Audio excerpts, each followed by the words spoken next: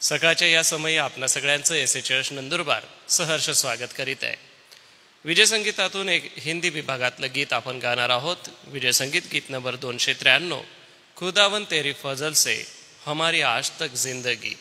गीत आपण मंडळीच्या चालीवर गाऊया. विजय संगीत 293.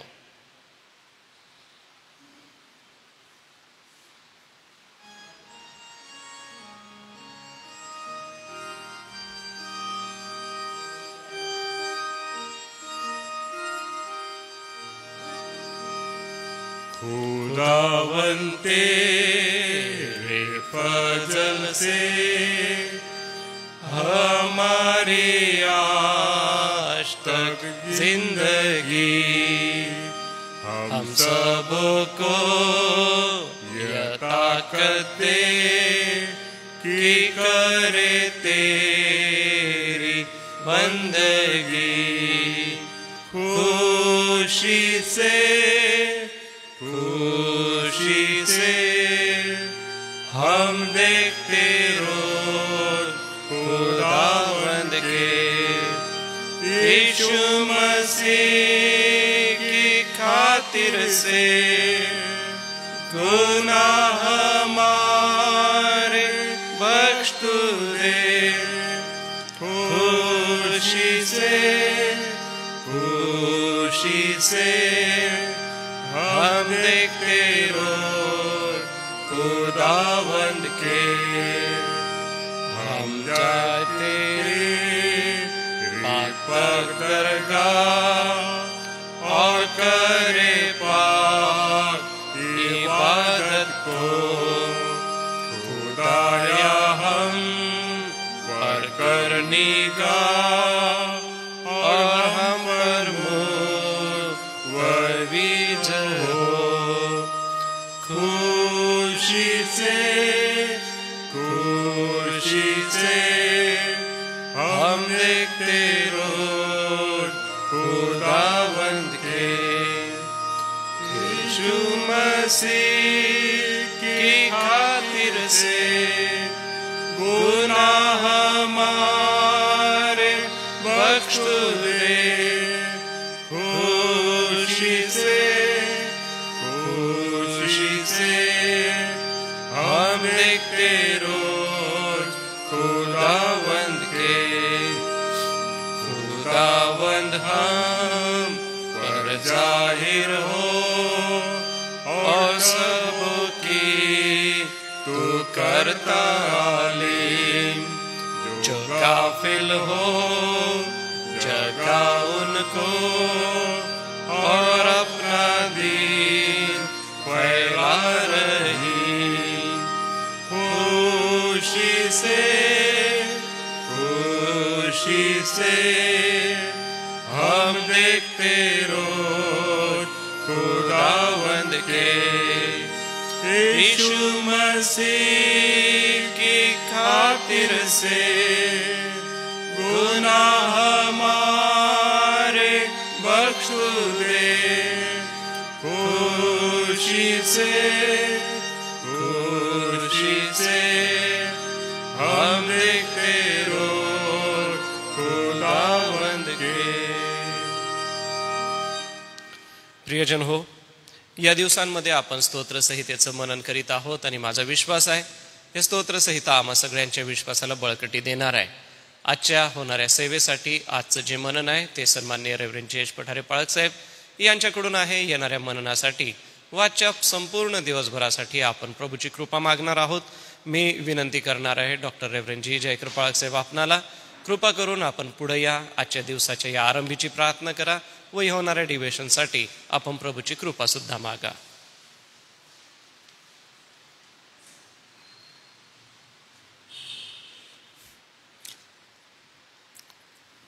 या आपण प्रार्थना करू. आमच्या स्वर्गीय दयाळू देवबापा, पुन्हा एकदा आजच्या सकाळी आम्ही सर्वजण तुझ्या मनापासून आभार मानतो. तू आज आम्हाला संधी दिलीस, तू आम्हाला एकत्र आणलंस. तुझ्या वचनातून तुझी अद्भुत कृत्ये, तुझा अद्भुत पराक्रम, तुझं पावित्र्य, तुझा स्वभाव तू काय करतोस, करू शकतोस हे समजून घेण्यासाठी आम्ही आलेलो असताना तुझा आम्ही जय जयकार करतो. तुझ्या वचनाला आम्ही अगदी मनापासून भाव ठेवून स्वीकारतो. कारण तुझं वचन आम्हाला शक्ती देतं, बळ देतं, जीवन देतं, स्वच्छता देतं. आमचा जीवनाचा कारभार त्याच्या प्रकाशात चालावा म्हणून आम्हाला ते प्रकाश देतं. आध्यात्मिक युद्धामध्ये आम्हाला ते कौशल्य देतं प्रभू. त्याबद्दल आम्ही तुझे उपकार मानतो.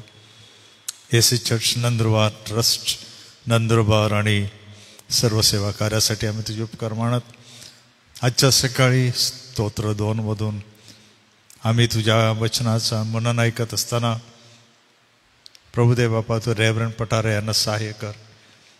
त्यांच्या मुखात आपले शब्द घाल, विचार घाल. तुझी इच्छा त्यांना समजावी, ती त्यांनी कळवावी म्हणून त्यांच्यावर तुझी कृपा असू दे. जे आज ऐकणारे आमच्याबरोबर जडले आहेत आम्ही त्यांच्यासाठी पण तुझा धन्यवाद करून प्रार्थना करतो की तू त्यांचं सहाय्य कर. त्यांच्याशी सुद्धा तू बोल, त्यांच्या प्रार्थना ऐक, त्यांच्यावर तू दया कर. आम्ही तुझी स्तुती करतो की आज पुन्हा एकदा आम्हाला सुंदर वातावरण दिलं, जीवन दिलं, संधी दिली. आम्ही तुला शरण येतो. तू बोल, आम्ही ऐकू इच्छितो. आम्हाला सहाय्य कर. आमची प्रार्थना तू ऐक. येशू ख्रिस्त आमचा प्रभू याच्या नावाने, आमेन. धन्यवाद पाळक साहेब. प्रियजन हो, आजच्या मननासाठी आपल्या मंडळीचे सिनियर पाळक आदरणीय रेव्हरंड जयेश पठारे पाळक साहेब आहेत. पाळक साहेब, आपलं मी ऑनलाईन बघणाऱ्या प्रियजनांच्या वतीने व येथे उपस्थित पंच आणि पाळकांच्या वतीने स्वागत करतो आणि विनंती करतो आपण पुढे यावत व आजचं मनन आम्हासाठी द्यावं.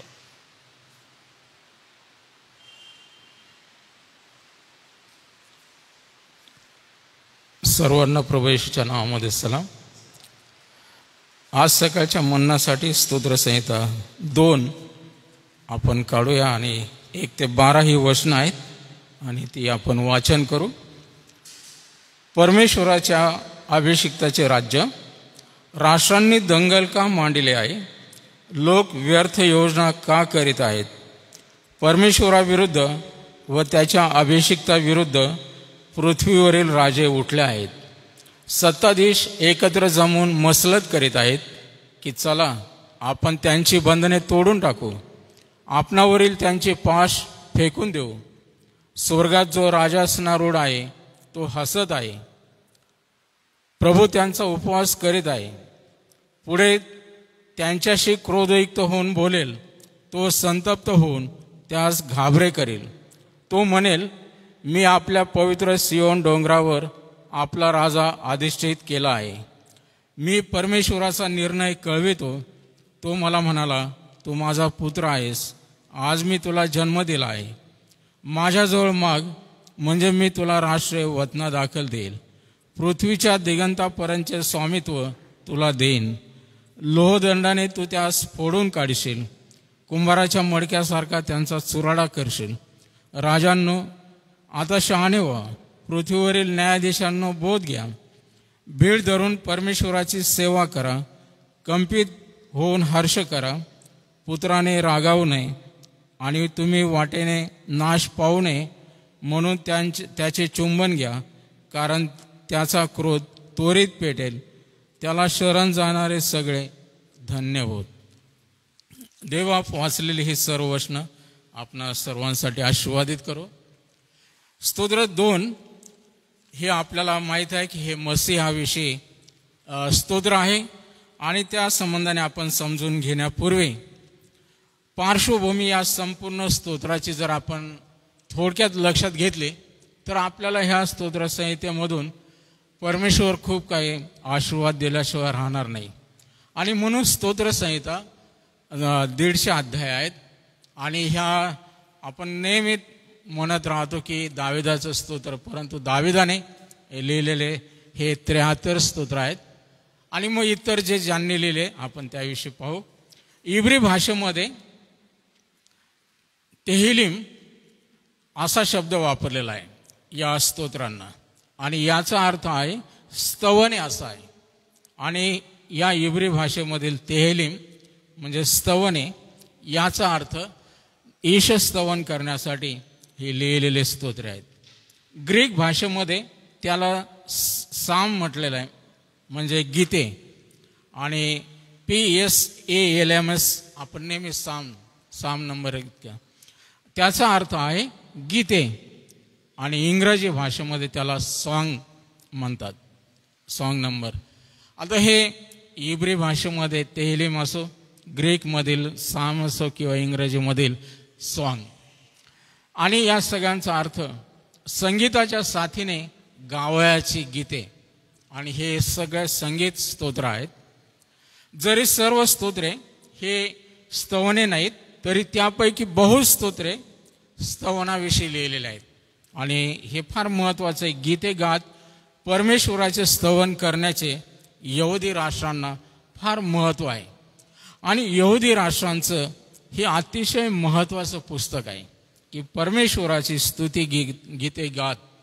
आणि आपल्याला माहीत आहे की त्यांना दरवर्षी देवाच्या मंदिरी वर्षातून 3दा यावं लागत होतं. आणि हे गीतं गात, हे स्तवन करत ते देवाच्या मंदिराकडे येत असत.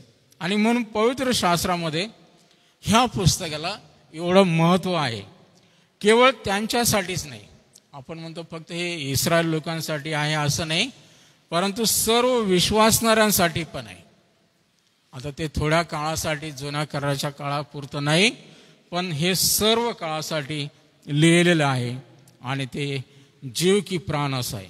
मग ते इस्रायल असो की देवाचे विश्वासणारे असो, आम्हा सर्वांना ते जीव की प्राण असं हे देवाचं स्तवन गीत आहे. आणि म्हणून देवाचं स्तवन मनन यामध्ये लिहिलेलं आहे. भविष्यामध्ये ज्या घडणाऱ्या घटना आहेत, पुष्कळ ज्या घडून गेलेल्या आहेत, त्या सर्वांचं यामध्ये उल्लेख केलेला आहे. म्हणजे ज्या घडलेल्या इतिहासामधल्या घटना आहेत किंवा भविष्यामध्ये घडणाऱ्या घटना आहेत, मग दुःखाचे असो, आनंदाचे प्रसंग असो, समस्या असो, त्या सर्व त्यावर मिळालेला सर्व विजयाबद्दल या स्तोत्रांमध्ये उल्लेख केलेला आहे. आणि म्हणून असं म्हटलं आहे, कधी आसू तर कधी हसू आपल्याला स्तोत्रांमधून पाहायला मिळतात. परीक्षा प्रसंग आहेत, विश्वासाचं जीवन आहे, पतन अधपतन त्याविषयी देखील लिहिलेलं आहे. पुन्हा उठणं आहे, देवापासून दूर जाणं आहे, देवाकडे परत वळणं आहे. सर्व प्रश्नांची उत्तरं यांनी भरलेलं हे स्तोत्राचं पुस्तक आहे. आणि म्हणून प्रत्येक गोष्टीचं उत्तर देवच आहे हे यामध्ये सिद्ध केलेलं आहे. देवाशिवाय आपल्याला कुठेही ते उत्तर मिळणार नाही. म्हणून हे काही स्तोत्र जे लिहिलेले आहेत ते पश्चातापाविषयी लिहिलेले आहेत, भविष्यात्मक आराधनेविषयी. आणि काही स्तोत्र सांत्वनपर लिहिलेले आहेत. काही स्तोत्रांमधून आपल्या चुका दाखवलेल्या आहेत, काही स्तोत्रांमध्ये आपल्याला धैर्य मिळालेलं आहे किंवा धैर्य दिलेलं आहे, काही स्तोत्रांमध्ये मार्गदर्शन आहे. तर असं म्हटलं की ह्या संपूर्ण स्तोत्रांमधून प्रभू येशू ख्रिस्ताचं दर्शन आपल्याला होतं. आणि या दर्शनामध्ये त्याचं दुःख सण, आता त्याचा जन्म पण आहे, जन्मापासून त्याचं दुःख सण, त्याचं गौरव या स्तोत्रांमध्ये लिहिलं गेलेलं आहे. स्तोत्राचा लेखक कधी कधी आपण सर्रास दाविदाच्या नावाने सांगतो, परंतु दावीद जरी या स्तोत्रांना लिहिणारा दावीद आहे, तरी यातील 73 स्तोत्रे दाविदाने लिहिलेले आहेत. आसापाने 12 स्तोत्रे लिहिलेले आहेत, 11 कोराहच्या पुत्रांनी लिहिलेले आहेत, 2 स्तोत्रे शल्मोनाचे आहेत. आता शल्मोन राजाने स्तोत्र 72 आणि 127 स्तोत्र लिहिलेले आहेत. येथानाचे 1 स्तोत्र आहे 89, 1 स्तोत्र लिहिलेलं आहे हेमानचे स्तोत्र 88, आणि मोशेने 1 स्तोत्र लिहिलेलं आहे स्तोत्रसंहिता 90. आणि मग काही स्तोत्रे निनावी आहेत, त्यांचा लेखक नाही. आणि म्हणून संपूर्ण स्तोत्रांच्या पुस्तकामध्ये इब्री लोकांच्या 1200 वर्षांच्या काळ दर्शवलेला आहे. म्हणजे मोशे ते मक्काबीज येथपर्यंतचा हा इतिहास यामध्ये उल्लेख केलेला आहे. मग मसीहा संबंधाने जे स्तोत्र लिहिलेले आहेत त्यामध्ये स्तोत्रसंहिता 16 जे लिहिलेले आहेत त्या सर्व 16 स्तोत्रांमधून मसीहाचं चित्र दिसतं. म्हणजे स्तोत्र 2, 8, 16, 22, 24, 40, 41, 45, 68, 69, 72, 89, 91, 102, 110, 118 ह्या संपूर्ण स्तोत्रांमध्ये मसीहा संबंधाने मग त्याच्या जन्म मरण त्याचं सर्व त्यामध्ये आलेलं आहे. स्तोत्रांचा काळ सार्वकालिक आहे. यामध्ये मसीहाचं गौरव आहे, त्याचे देवाबरोबरचं गौरव आहे, त्याचे देह धारण करणे, पापविरहित जीवन, त्याचं नाकारलं जाणं, त्याच्या यातना, त्याला धरून दिले जाणे, त्याचा मृत्यू, त्याचे संपूर्ण त्याचे मरणातून उठणे, स्वर्गारोहण, त्याची सध्याची याचकीय सेवा आणि पुढे येणारं 1000 वर्षाचं राज्य आणि भावी वैभव हे सर्व वर्णन केलेलं आहे या स्तोत्रांमध्ये. म्हणून ही पार्श्वभूमी आम्हाला समजून घेणं फार गरजेचं आहे. आता स्तोत्रांमध्ये एक शब्द वारंवार आलेला आहे, सेला. आणि हा सेला हा शब्द 71 वेळा या स्तोत्रांमध्ये लिहिलेला आलेला आहे. आणि हबकुकाच्या पुस्तकामध्ये 3रा अध्याय 3, 9 आणि 13 या वचनांमध्ये त्या सेला या शब्दाचा उल्लेख आलेला आहे. म्हणजे हबकुक पुस्तकाखेरीज दुसरं कुठेही हा शब्द आपल्याला आढळत नाही स्तोत्रांमध्ये.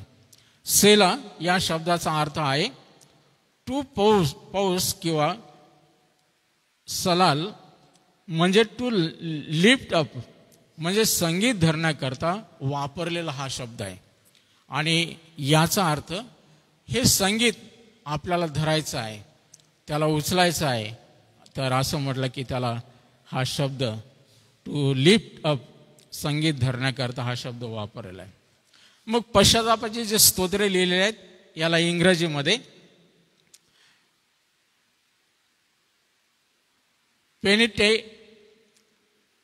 पेनिटेंटेल किंवा साम्स म्हटलेलं आहे, कारण ही स्तोत्रे पापाची कबुली देण्याविषयी आहेत. आणि मग स्तोत्र 6, 32, 38, 51, 102, 130 आणि 143 ही पाप कबुली देण्याविषयीची ही स्तोत्रे आहेत. आणि जेव्हा दाविदाने कर्राचा कोष सियोनमध्ये आणला तेव्हा त्याने गीत गाण्यासाठी लेव्यांचा समूह नेमून दिला. पहिले शमूएल 6वा अध्याय 1ल्या वचनात आणि पहिले इतिहास 15व्या वचनामध्ये. मग आसाफ, येसुथान व हेमान हे गीते गाणाऱ्या समूहाचे नायक होते. आणि आसाफ घराण्याकडे हे पद कायम राहिलं. गायक वृंदाचा तो प्रमुख होता. नहम्याच्या 7व्या अध्यायापर्यंत, म्हणजे 7:4 मध्ये त्याचा उल्लेख आहे. म्हणजे पवित्र शास्त्रातील जुन्या करारात पहिली 5 पुस्तके जसे मोशेचे ग्रंथ पंचक म्हणतात किंवा तोरा, पेंटॅटुक, त्यांच्याशी याचा संबंध जोडला जातो.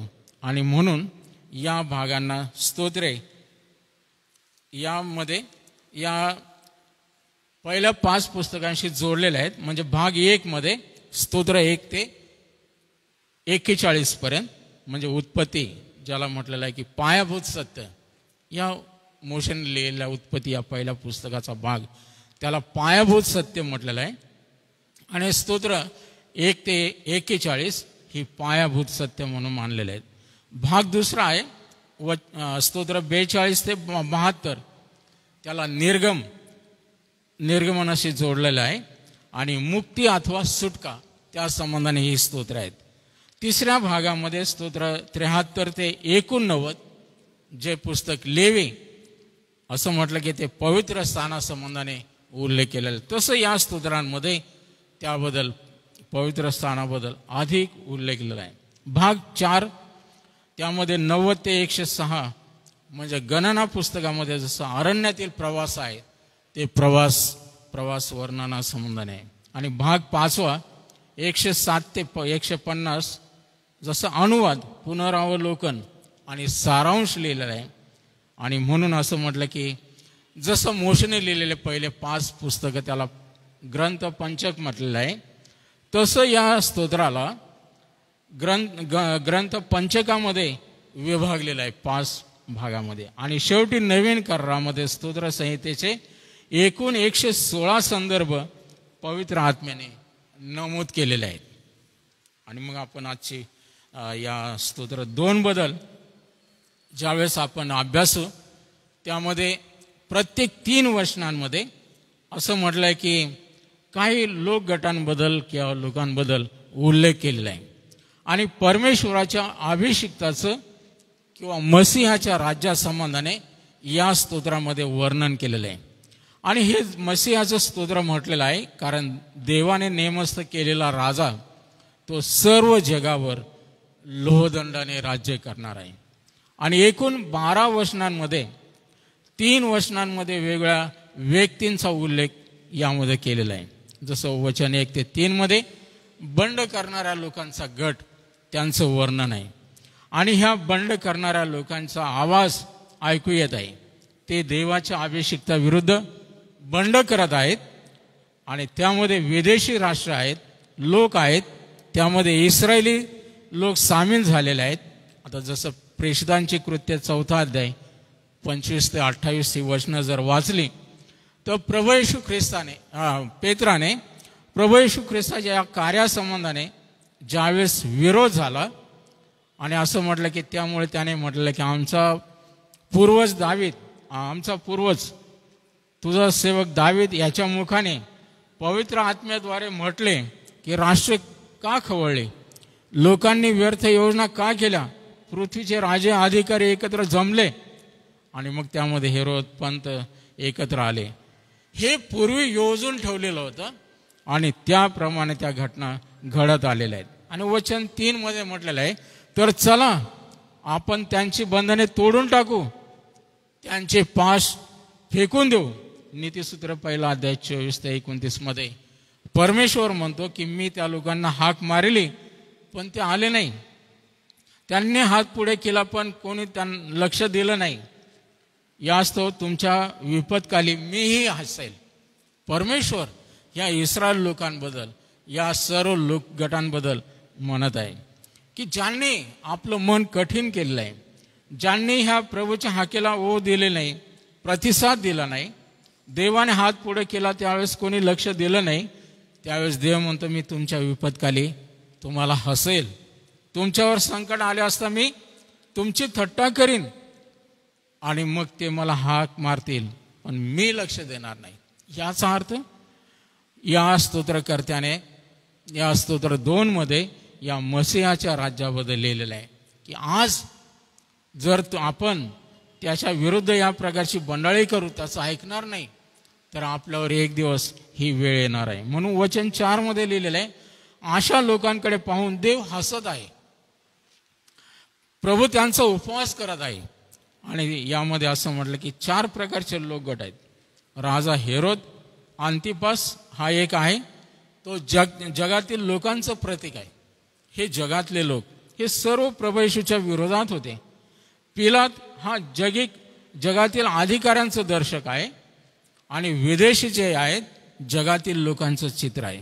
आणि इस्रायल हे राष्ट्रांचं प्रतीक म्हणून आणि शत्रूंनी देखील, म्हणजे इस्रायल पण त्याच्यामध्ये सामील होऊन हे विदेशी लोक आणि हे सर्व पृथ्वीवर राजे हे सगळे संगनमत करून केवळ आणि केवळ मसीहाचा विरोध करण्यासाठी एकत्र आलेले आहेत. आता हा इतिहास आपण ज्यावेळेस वाचतो हा संपूर्ण इतिहास आपल्याला पाहायला मिळतो पवित्र शास्त्र बायबलमध्ये. आणि इतिहास सांगतो की एदेन बागेपासून तर बाबेलपर्यंत हे उत्पत्ती 3 अध्याय. आणि मग आपल्याला माहित आहे की हे जे युद्ध आहे, ही बंडाळी आहे, ही तेव्हापासून आहे. आणि मग बाबेलपासून तर प्रभू येशू ख्रिस्ताला खांबी देईपर्यंत. आणि मग प्रेषितांचे कृत्य 4 अध्याय 21 ते 31 या वचनामध्ये देखील त्याबद्दल लिहिलेलं आहे. ते थेट हर्मगिदोनाच्या अंतिम युद्धापर्यंत, म्हणजे येशू ख्रिस्ताला खांबी दिल्यानंतर थेट दुसरं जे युद्ध होणार आहे हर्मगिदोनचं त्या युद्धापर्यंत, म्हणजे प्रगटी 11:19 पर्यंत. म्हणजे हा इतिहास आम्हाला हे सांगत आहे की ते देवाच्या विरोधात लढतील, कारण त्यांच्या मागे सैतानाची शक्ती आहे. सैतान आरंभापासून टपलेला आहे या मसीहाला, या देवाला विरोध करण्यासाठी. आणि मग आपल्याला माहित आहे की तो एदेन बागेमध्ये गेला, तिथं त्याने तो प्रकार केला. त्याने बाबेलमध्ये जाऊन गोंधळ केला. त्याने मसीहाला ज्यावेळेस तो जन्माला आला त्यावेळेस मारण्याचा प्रयत्न केला. आणि मग त्याच्या नावाने प्रचार होत असताना ते सर्व खवळले आणि त्यामध्ये इस्रायल देखील प्रमुख राष्ट्र म्हणून सामील झालं. मग याजक असो, शास्त्री परोशी असो, अधिकारी असो, हे सर्व त्याच्या विरोधामध्ये उठले. आणि मग असं म्हटलेलं आहे, हे देवाच्या विरोधामध्ये उठलेले जे जगातील सैन्य किंवा लोक आहेत, दुसरे थेसलनी 2:5-9 मध्ये त्या पौलाने लिहिलं आहे की प्रभू अधिकारावर बसेल तेव्हा तो सर्व राष्ट्राशी त्याच्या मुखातील तलवारीने तो लढेल, तो त्यास मारून टाकील आणि ती त्या दुष्टाला आपल्या मुख श्वासाने तो मारून टाकेल. हा अंत त्यांचा आहे. आणि म्हणून शेवटच्या दिवशी पृथ्वीवरील सर्व राष्ट्रीय राजे देवाच्या विरोधामध्ये उठतील. आणि आपल्याला हे माहीत आहे हार्मोगिदनच्या युद्धासाठी, पण अंतिम विजय आमच्या प्रभूचाच आहे. आता रेफरन्स भरपूर आहेत. प्रगटी 6:15-17, 16:12-16, 17:8-14, 19:11-21. आणि मग स्तोत्र 2:5-6 मध्ये म्हटलेलं आहे, स्वर्गात जो राजासनारूढ आहे तो हसत आहे. हा राजासनावर आरूढ झालेला जो आहे तो उपवास करत आहे आणि त्यांच्याशी क्रोधयुक्त होऊन तो बोलेल. तो त्यास घाबरे करील. तो म्हणेल, मी आपल्या सियोन डोंगरावर आपला राजा अधिष्ठित केला आहे.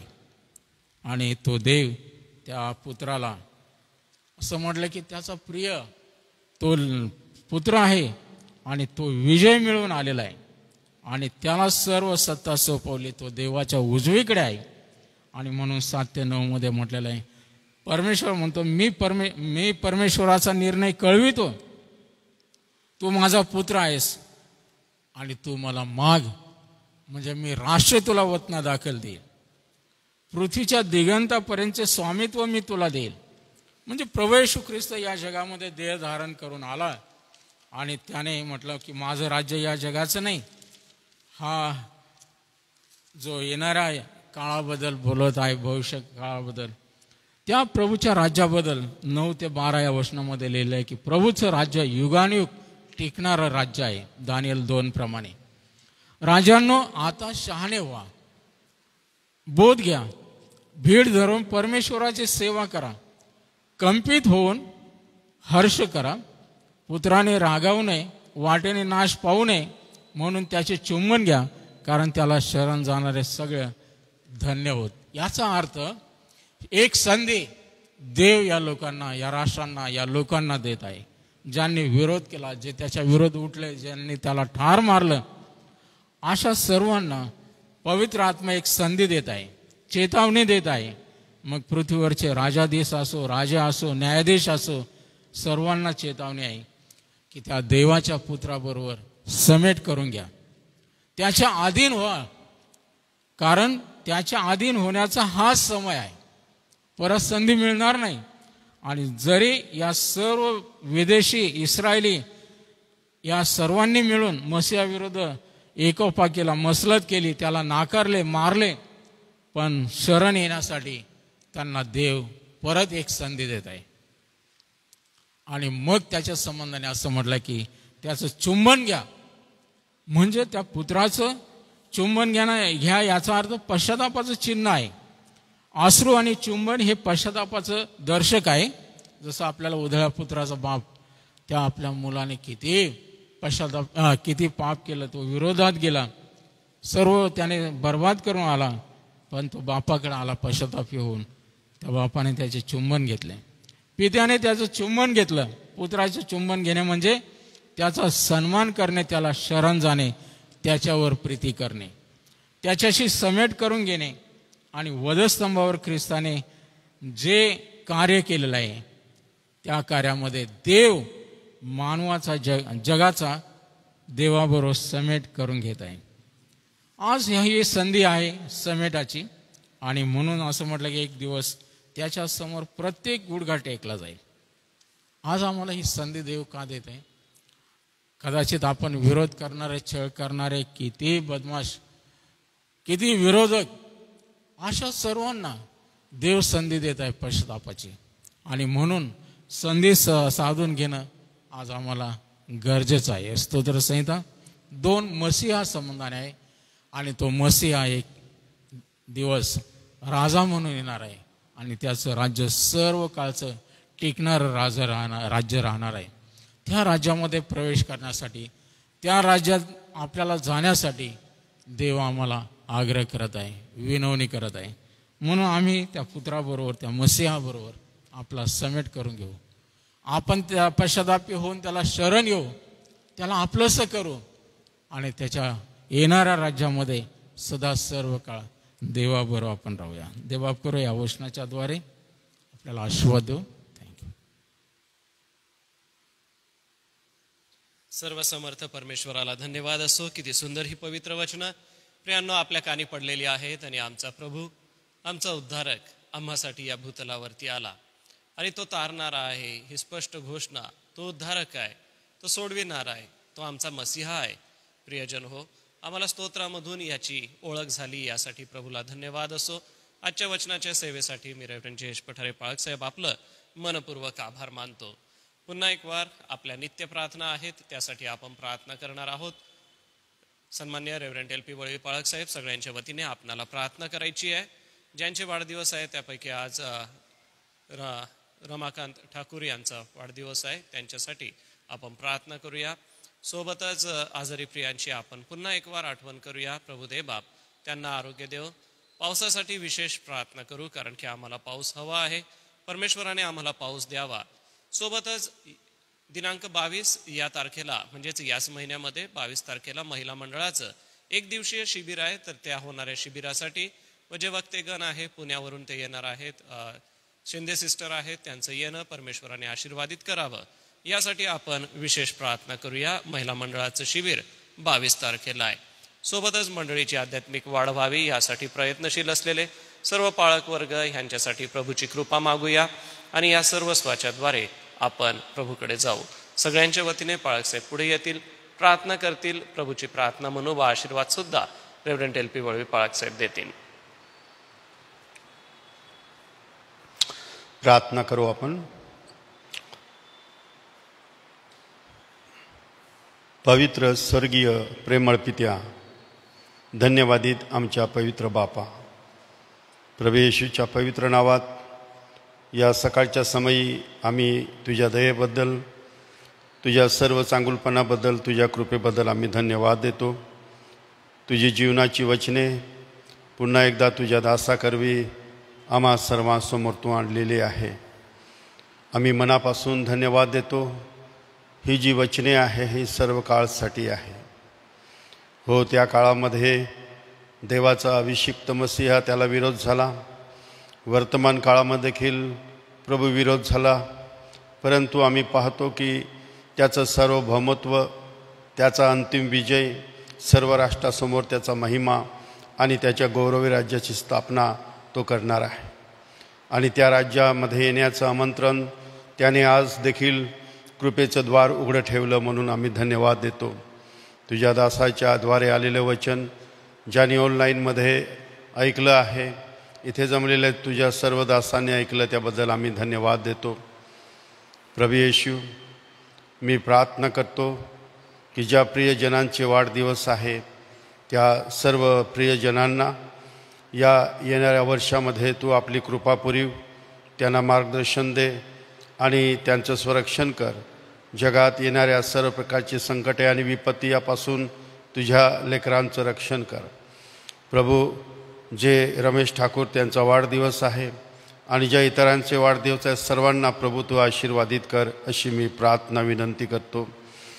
प्रभू, या जगामध्ये फार गोंधळ आणि अव्यवस्था माजलेली आहे, म्हणून प्रभू येशू आम्ही प्रार्थना करतो की या जगाला केवळ तू एक आशा आहे. आणि तुझं सत्य जगासमोर जात असताना या गोंधळलेल्या अशांत जगामध्ये प्रभू अनेकांना तुझा प्रकाश मिळावा हीच माझी प्रार्थना विनंती आहे. प्रभू, जे महिला संघाची सभा होणार आहे त्या 22 तारखेच्या सभेसाठी प्रभू मी प्रार्थना करतो, मी विनंती करतो. प्रभू, शिंदे सिस्टर येणार आहे, त्यांना प्रभू त्यांचा प्रवास सुखाचा होऊ दे. आणि महिला संघाची जी सभा होणार आहे त्यामध्ये अनेक महिलांना त्याच्याद्वारे मोठा आशीर्वाद मिळू दे आणि त्यांच्याद्वारे तुझी गौरवी सेवा होऊ दे अशी मी प्रार्थना विनंती करीत आहे. SMच्या मंडळ्या आहेत. आम्ही काळाच्या या समयानुसार बदलत्या कठीण प्रसंगामधून जात असताना प्रभू आम्ही अजून रक्तसांडेपर्यंत प्रतिकार करण्याची वेळ आमच्यावर आली नाही. तरी देखील प्रभू, जी एक मंडळांची व्यवस्था आहे आणि ही एक तुझ्यापासून असलेली व्यवस्था आहे, त्याचे कारभारी तू ठेवलेले आहे आणि योग्य समयी त्यांना योग्य असं आहार पुरवावा, मंडळीची आत्मिक वाढ व्हावी, मंडळी तुझ्या ज्ञानात आणि कृपेत वळावी आणि येणाऱ्या समयासाठी सक्षम असावी यासाठी आमची प्रार्थना आहे. प्रभू, आम्ही मागील दिवसापासून पाहतो की पर्जन्याची फार मोठी भीषण समस्या आहे. सर्व शेतकऱ्यांचे डोळे आकाशाकडे लागलेले आहे.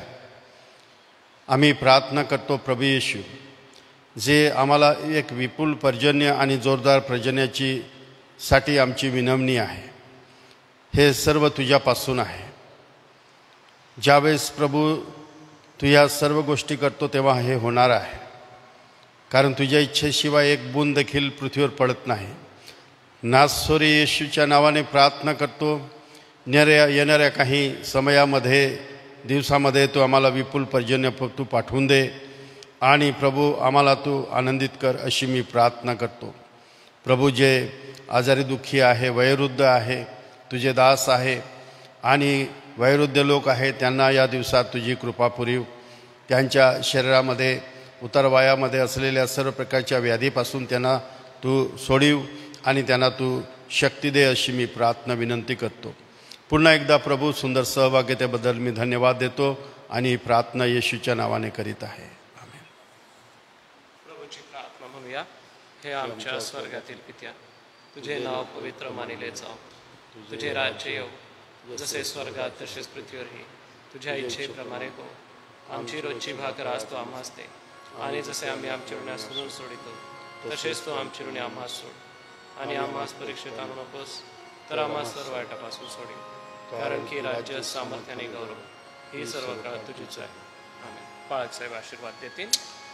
आता आपल्या प्रभू येशू ख्रिस्ताची कृपा, देवबापाची महान प्रीती, पवित्र आत्मेची गोड सहभागिता, या ठिकाणी जमलेले तुझे सर्व प्रिय दासांबरोबर, ऑनलाईनमध्ये ज्यांनी तुझं पवित्र वचन ऐकलं त्या सर्व प्रियजनाबरोबर, देवाची प्रिय मंडळी आणि निवडलेले राष्ट्र इस्रायल्याबरोबर प्रभू येशू तुझेपर्यंत सो. आमेन. ख्रिस्त पवित्र शांती सत्प्रीती शोभा सौंदर्य माझी या जीवनी येशू पवित्र तू शुद्ध मज करी तुझे सौंदर्य दिसो या जीवनी. आमेन. उद्यासाठी सूचना आहे. उद्या देखील सकाळी 10 वाजता आपण मनन चिंतन घेणार आहोत. उद्याचं जे मनन आहे ते सन्माननीय LP वळवी पाळक साहेब यांच्याकडून आहे. सर्वांना सलाम.